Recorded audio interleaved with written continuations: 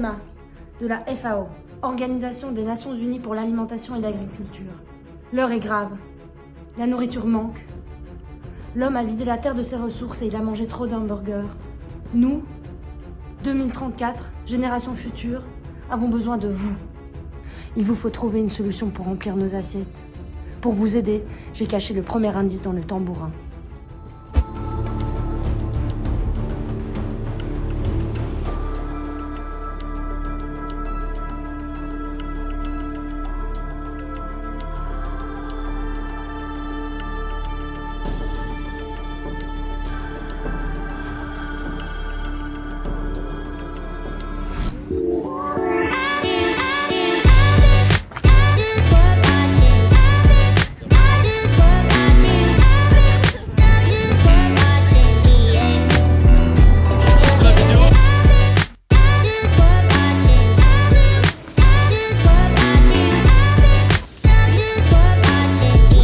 Allez, on va les piéger. Vas-y.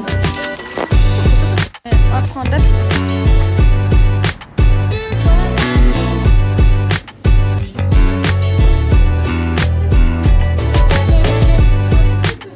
Quelle est la différence entre les pâtes bio du Lidl et du Belfood? Alors, la différence, c'est que nous, on va travailler déjà de un maximum en direct avec le producteur. Là, c'est un produit un peu particulier parce que c'est un produit italien. Et donc, on va travailler avec notre fournisseur qui s'appelle 2Food Up, qui sont nos collègues, et qui, eux, vont directement aller voir les producteurs et qui vont démarcher les producteurs. Et donc, même si ce sont des produits italiens, on va aussi les rencontrer. On part en Italie, on va rencontrer nos producteurs. Et donc, il n'y a pas d'échelon ou très peu, entre le producteur et le produit en magasin. Il y a juste le producteur, nos collègues grossistes, et puis le produit arrive directement ici. Et donc, on sait exactement qui produit les pâtes. La deuxième différence aussi, c'est qu'on va travailler avec des produits qui sont plus qualitatifs. Là, les produits Valdibella, par exemple, ce sont des farines anciennes. Et donc, ce sont des producteurs qui ont fait pousser des blés qui sont des blés anciens, qui sont beaucoup plus qualitatifs, en fait. Un prix juste, c'est quoi pour vous et comment le construisez-vous? Alors, un prix juste, ce qui est important, c'est que le producteur soit rémunéré à juste valeur de son travail.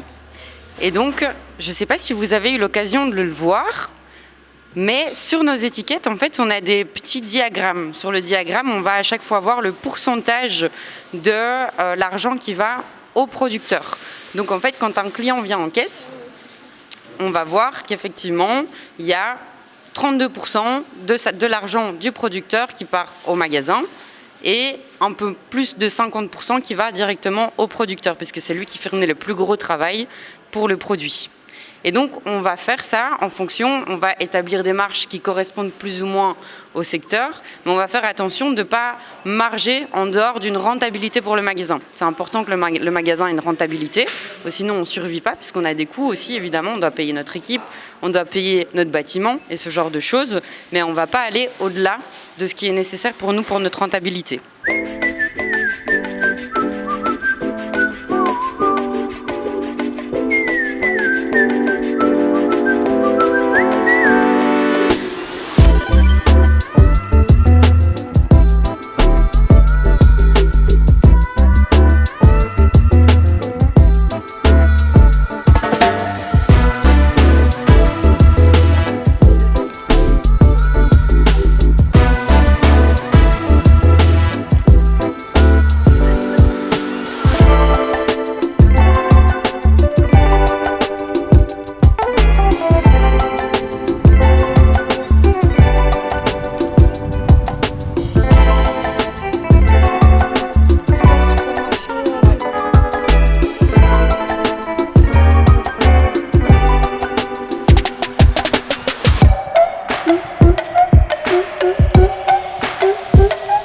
Donc la majeure partie des terrains que vous voyez là, derrière un peu les grands terrains où il n'y a pas grand chose dessus, en fait très peu est destiné à votre alimentation directe.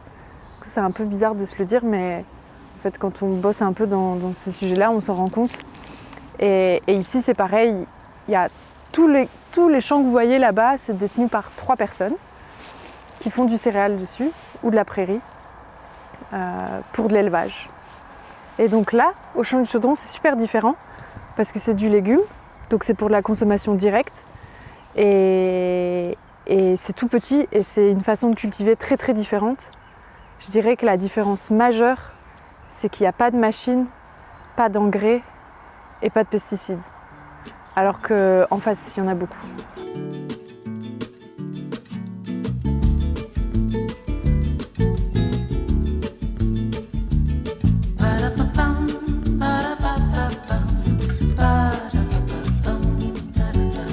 Peut-être que ce serait une idée qu'il y ait un système qui nous permette à tous de faire et toutes de faire nos courses sans qu'on sorte l'argent de notre poche directement, mais que ça soit par exemple avec une carte.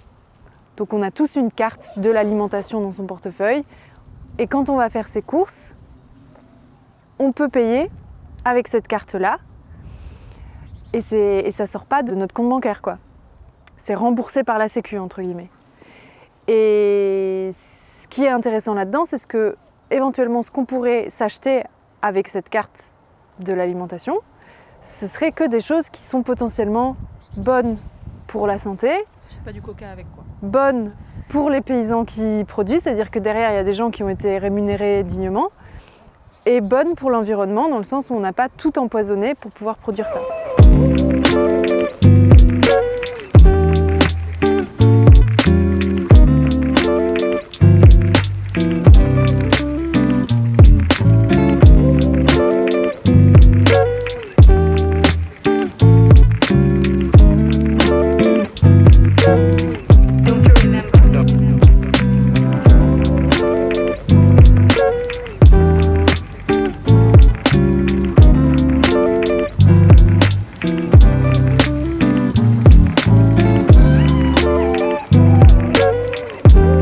C'est des fruits et légumes qui restent dans la poubelle.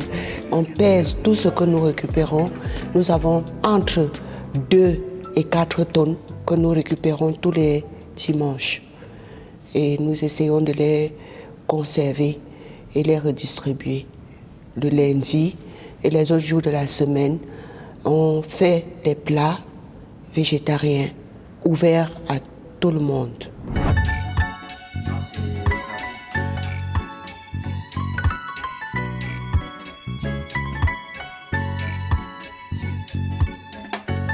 On doit mettre genre